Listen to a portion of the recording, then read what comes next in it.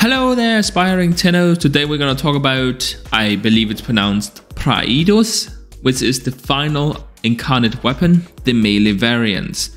I must admit, I looked at this weapon and I thought, well, it's shit. And it is pretty shit at dealing damage, but it has some utility capabilities that no other melee weapon in this game has. So for those purposes, it is quite useful. And let's talk about those purposes right now. But first, let me go ahead and talk you through the nodes and which ones are useful for this playstyle and which ones are not. First up, we're gonna go with sprint speed and slide speed, just for a little bit more mobility, right? Again, we'll never actually use this weapon, so things that affect us while not using it are obviously gonna be the best.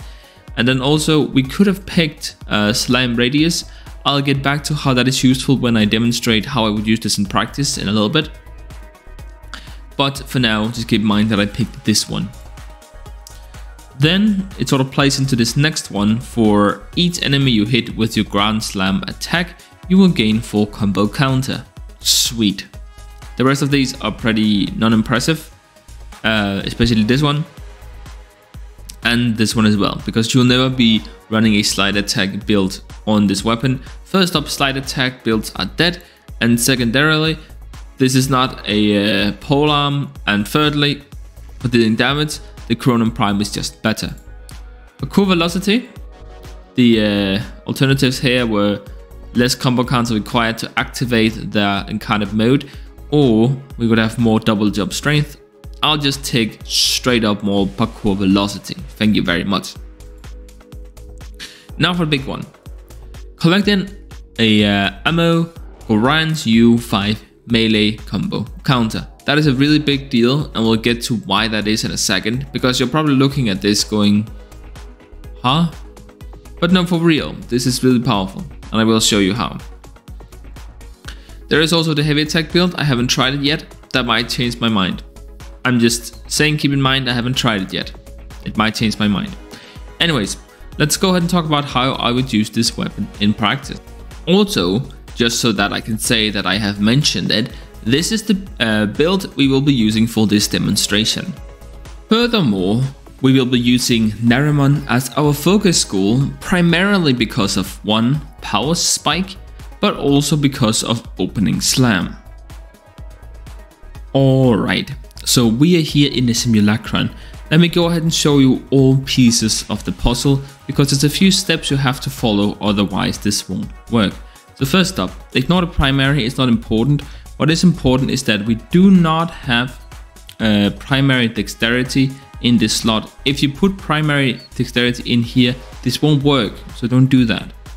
Also, our secondary here, we won't be killing anything with it. It's a primer, so we will be using it to apply useful status effect to the enemies. It's not our damage dealer. And again, no secondary dexterity either. Please, it won't work if you do this. Now what you can do for combo duration is body count, because body count only applies to the weapon itself. So this only applies to the PRAEDOS and not to Desert Hands, which is the exalted weapon of Baruuk. So just keep that in mind. The Gladiator Vice is a set bonus, which means that it's global, so that it will also affect your Desert Hands. That's why we are running it. So let me show you how this setup is going to work. Let me get a little bit of restraint removed here on these enemies. Just give me another split second here to cast it one more time. And so what we'll do is that we'll drop into the operator form, slam, and then, well, we don't even have to slam again. So now, as you can see, we have a full combo counter. Then we want to go ahead and activate our ultimate. And as you'll see, we're gonna have red crits, right? Because we're getting the additional crit chance from the Gladiator set, okay?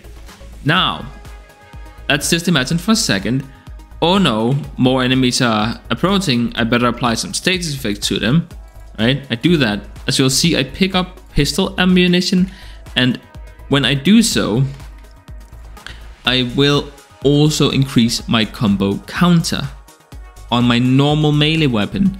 So I don't have to stop my ultimate to go and hit enemies with the PRAEDOS to build back up combo counts. I can do that while I'm in my ultimate. Okay, now let me just talk about why it's so important that we do not bring the dexterity mods.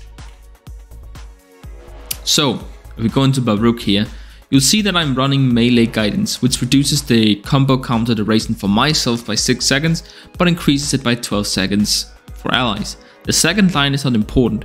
We want to reduce our own combo duration because the duration of the combo counter on the ultimate is only 6 seconds. So by reducing it by 6 seconds, you cannot gain any combo counter on your ultimate, even if you accidentally directly hit an enemy. If you did that, it would start counting that combo counter, which would be 0, instead of the one we have on the PRAEDOS.